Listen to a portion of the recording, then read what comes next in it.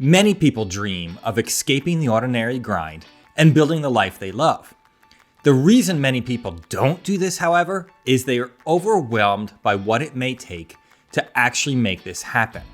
It may even seem impossible, but it's not. It's really not impossible to do, and all you need are a few simple steps to get there, and you can escape the ordinary grind and build the life you love. Who am I? I'm Greg. I have escaped the ordinary grind, and I have built a life I love, and I'm here to help you do the same thing. Quite often we do this through entrepreneurship, side hustles, and figuring out what it's going to take and what's holding us back. If you need help with anything I talk about, there are links down below in the description where you can schedule one-on-one time with me. It would be an honor if I could help you escape the ordinary grind and build a life you love. Escaping the ordinary grind and building a life you love isn't just one thing. It's not just escaping a job. Although that may be part of your answer, there's other pieces to this puzzle. It may be escaping a job. It may be building a side hustle that you just love or building your own business. It may also encompass your family and what that looks like for your family, whether it be financial or time or even travel things that you can do. So let's break this down into easy to understand, easy to process steps so we're not overwhelmed by this concept. The first step is to analyze our current financial situation. What is it? And let's be completely honest. And you may want a notebook for this. Write it all down. Write down what your current income is, what your expenses are, and what your debt is, what your savings are. That way you have a current picture of what your financial health looks like. When you do this, you can now start to set financial goals. By looking at your debt, you can plan to pay down your debt or eliminate your debt. You can figure out how much money you'll need in an emergency fund by knowing what your budget currently looks like. If you haven't made a budget, you can look at your current financial situation and actually make a real budget. What I mean by real budget is a budget that actually works, not just some dream set of numbers on a piece of paper, because that's not a budget. That's just fictitious numbers on a piece of paper. You can also look at what it may look like to invest or what money you may have available for the different parts of this puzzle. So to create a budget, really what you'll need to do, if you haven't done this before, is write down every expense you've had within the last 30 days. This will give you a picture of what you're currently spending. Now you can categorize all of those into a budget format, and this will give you a current snapshot of what your last 30 days of expenditures were. Now to create a budget, you're going to base it on this. You can look at any of those categories where maybe you're spending too much and you can cut it back. Quite frequently, an area that you can cut back is dining out. That is an expensive category that sneaks up on people. Maybe you have subscriptions to Netflix and Hulu and Prime and everything else out there that's streaming, and really you only need one or two of those services, so you can make some cutbacks in that category. So you can look through it and see if there's cutbacks. If there are no cutbacks, well, now you at least know what your monthly expenditures are. Now look at your income sources. Do you only have one income source? I typically say that's pretty dangerous, especially if it's a regular job. Because as you very well see in the news every day, regular jobs are not as secure as many people think they are. You could be laid off at any time. But with any single income stream, it could dry up or disappear unexpectedly. So I always recommend having more than one income stream, even if you work for yourself. Have income coming from multiple sources, working for yourself. That way, if one dries up, you're not left out in the cold. If you have a regular job, I would add a side hustle to that to have a secondary income source. And if for some reason you should lose that regular job, you can rely heavily on your side hustle or even ramp up your side hustle to replace your full-time income from your full-time job. So there's multiple options here, but you need to be realistic about what your current income is and what you're going to need your income to be to meet your budget needs, the budget that we just figured out a minute ago, as well as having enough money to fund anything else that you're attempting to do. So be honest, look at your current financial situation, analyze what you're spending, and analyze what you're making. Now understand, looking at that, how much more you need to make to help you reach your goals and what other revenue sources you may be able to add to also stabilize things, especially if you only have one income source. Now, for escaping the grind, if that involves escaping your current 9-to-5 type job or escaping what you're currently doing, it's time to assess our skills. Flip over the page in the notebook and let's start writing down what our skills are. Be honest with yourself. You have a lot more skills than you realize you have. Maybe you are a spreadsheet master. Maybe you're good at writing. Maybe you're good at teaching things. There are lots of things. Write them all down. Write all these skills down. The reason we want to write them down is it's easier to process once we can see them. We don't realize until we write it down how many skills we actually have. So this list is going to be eye-opening to see all of our skills written down. Now, on this list, put a little star next to everything that you're really good at. Go ahead, mark down every one that you're really good at. You have a whole bunch of skills, but there's some that just stand out, like you could do those in your sleep because they're so easy to you, but they're probably not that easy to somebody else. So put a little star next to every one that you're really good at. Now look at the list again and put a little smiley face next to every one of these that you really enjoy doing. There are some skills that you have, and well, whatever, you have them. There are other skills that you just enjoy using. Whatever those skills are, put a little smiley face next to them. Now, look at your skill list. You've got a lot of skills that you didn't realize you had. Some you're really good at, some you're okay at. Some you really enjoy doing, and others not so much so. Some you're both really good at and really enjoy doing. These are fantastic to identify so that we know where to go next. Now, look at all of the skills that you have with both the smiley face and the star. If you're not sure where to go to start a side hustle or a new career or find other income sources, looking at all of the skills that you have with a smiley face and a star next to it, these are some good skills to look at as to how you can monetize. How can you use these skills to serve others? How can you use these skills to create an income source? Let's just say for a minute, you're really good at teaching people and it also has a smiley face. You really like teaching people things, regardless of what it is that you teach. Because if you can teach something, somebody is looking to learn from you. Regardless of how silly you may think it is, somebody else is looking for that knowledge. So you could create an income source or an income stream teaching somebody that particular thing that you know.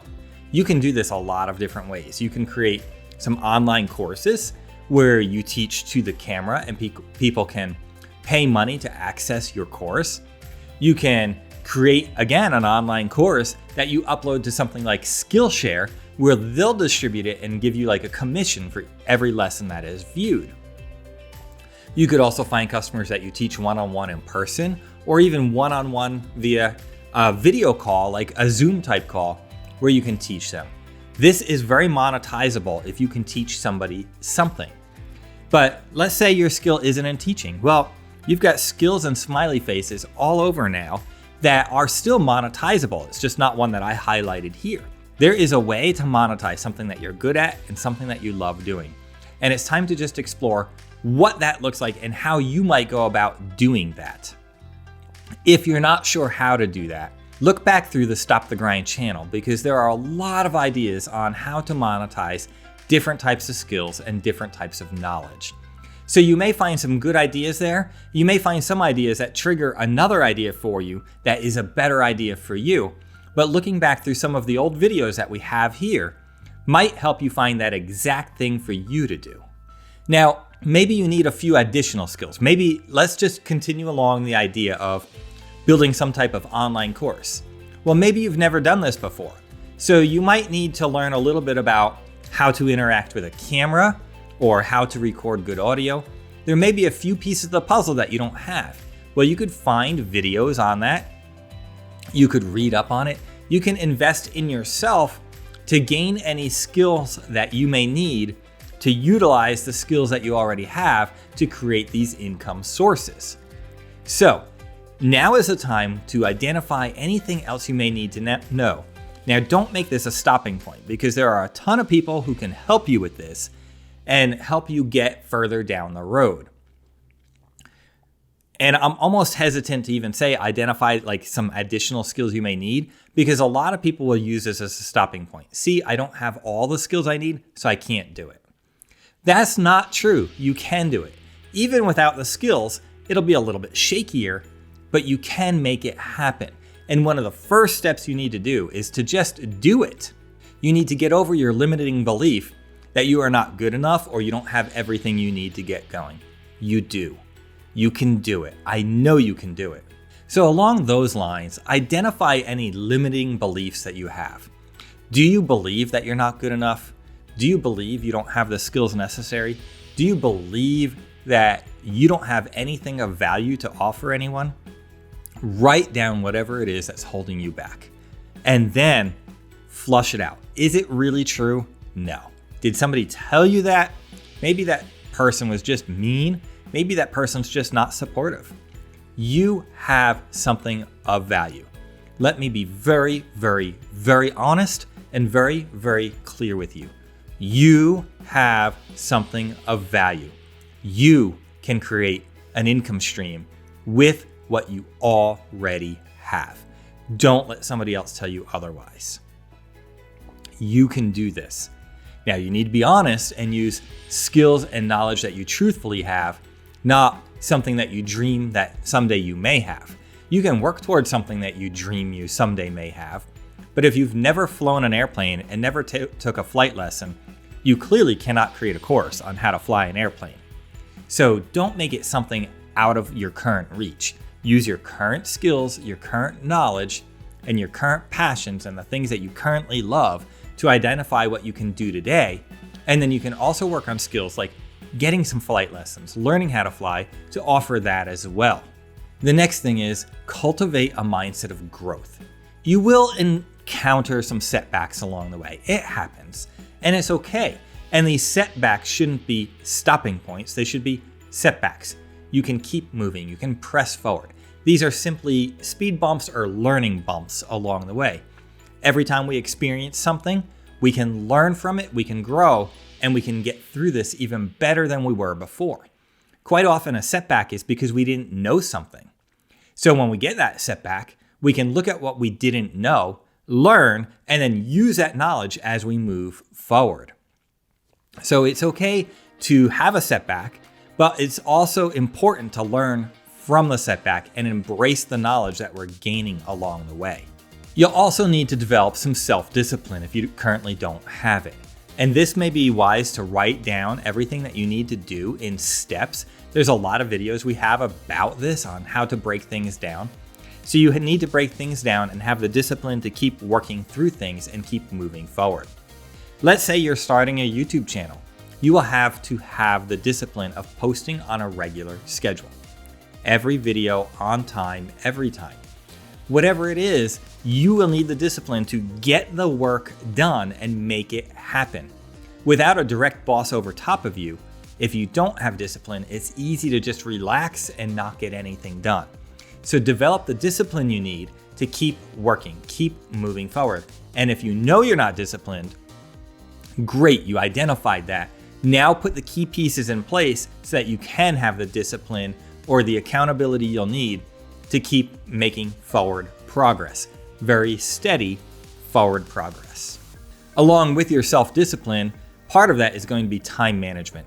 You will need to manage your time well, especially if you're doing a full-time job and a side hustle and have a family. They all need a lot of time and they all have a level of importance. Your full-time job, maybe that is 9 to 5. Well, time management is sort of easy there. They get 9 to 5. But now the rest of the time gets divided up between your family and your side hustle or your other income streams. And this is important not to neglect any one of these things that are important to you. Your family is the most important thing in your life. So you will need to make sure you have adequate time to care for your family, to love your family, to spend time with your family. But to build an income stream, you will also need to dedicate time to that. So you will need to manage your time. This is where a calendar and a to-do list come in really handy. Maybe every evening between 9 and 10 p.m., I work on my side hustle. Great, you have a slot. Now, make sure during 9 and 10 you're focused in on that side hustle and doing the things necessary to do that. And don't let it creep into other areas of your life. Also, with a full-time job, it's quite easy to believe that when they call me any time of day, I need to respond to them. Well, maybe the full-time job needs to be put in its box. They pay for 9 to 5, so that's what they get. Whatever it is, you'll need to figure out your time management and how you're going to fit everything in and keep feeding each one of these the amount of time and care that it needs to do them well. When you don't manage your time well, they all start to leak together and they start to become a mushy mess, and they all tend to start falling apart. So time management is a key element that you'll need to develop here, and it's really not that hard. There are also videos on this channel about time management. So if you struggle with managing time or fitting everything in, I'd encourage you to watch one of those videos as well. Now, your relationships, especially your relationship with your spouse, is critical. So you will need to communicate with your spouse your desire to start this income stream, start this side hustle, your desire to essentially escape the ordinary grind. With your spouse on board, it will make it easier to move forward. Maybe your spouse doesn't understand at first what you're attempting to do or why you're attempting to do it. So you may need to take a little extra care in helping your spouse understand why you're doing this and what your dreams are, and have the process figured out. So the next step would be to kind of write down your plan on how you plan to get there and break it down into steps, because when we break things down into steps, it makes it easier. But maybe you need to back that up when your spouse doesn't understand. It's okay. Don't get frustrated by that, but write the plan out. It's great if your spouse can help you write out the plan. When they understand what you're trying to do and they're included in the process, they're also very valuable to helping you in the process. So write out your plan. What does it look like? I'm going to do this, then this. My financial goal is this. That's important to always have a financial goal, because the objective of like a side hustle is to make a certain amount of money. And if you're not making that type of money, well, what do you need to do to ramp up to get to that level? It's easy to just do things and say, well, I'm making money. But when we have a goal, we tend to work hard to accomplish the goal instead of just willy-nilly working to get something. When you don't have a target, when you don't have something to aim at, you typically hit, well, nothing, but there is nothing to hit anyway. So maybe you hit everything you intended. But when you have a goal, you have something you're aiming for. You have a sight in mind, and you can put in place the things that you need to do to get there. So make sure you write down what your plan is, but also make sure you write down what your goal is. So I would suggest that you have multiple goals. For a side hustle or your income streams, what does that look like? What is the number you're trying to reach? Then I would also include in your goals what your family is going to look like, so that you can work towards the goal of building that family relationship, that family dynamic the way you want. Your family is very important and should never be left out of your goals.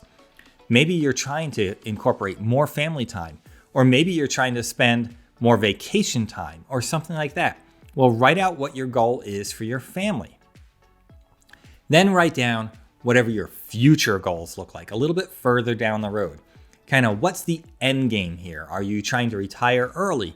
Are you trying to create a stable future for your family? What is it you're trying to do? Again, with all these goals in place, we now have something to aim for. We have a way to write the path, a way to write down what that path is to get there. But without knowing where we're trying to go, it's hard to get there. If I'm trying to go on a road trip, if I don't know where I'm going, I'm just going to drive all over. But if I know I'm trying to get to, we'll say San Francisco, now I know that I need to look at the path I need to get to San Francisco. So make sure you know what your end game is, what your goals are, so you can create the path to get there. Now that path is not always a straight line. I can tell you for sure, from anybody's house, anyone watching this, to San Francisco is not a straight line. There are roads that you have to take, and they don't all just go directly from your house to there. There are some turns you'll need to take and some curves you'll need to take. And maybe along the way, there'll be a detour or two or something that I didn't expect, which may divert my path slightly, but I still have that end goal in mind. So with my end goal in mind and my willingness to learn and grow along the way, I can navigate the path to get there, and I can make adjustments along the way to make sure I continue on my path to get there. You can do this. You can create your path with your goals in mind. You can create your path to get to where you're trying to go. Escaping the ordinary grind is absolutely fantastic. There's no reason you need to be stuck in a grind that you don't enjoy, that doesn't really serve your goals. You can escape the ordinary grind and build the life you love. I know you can do this. I believe in you.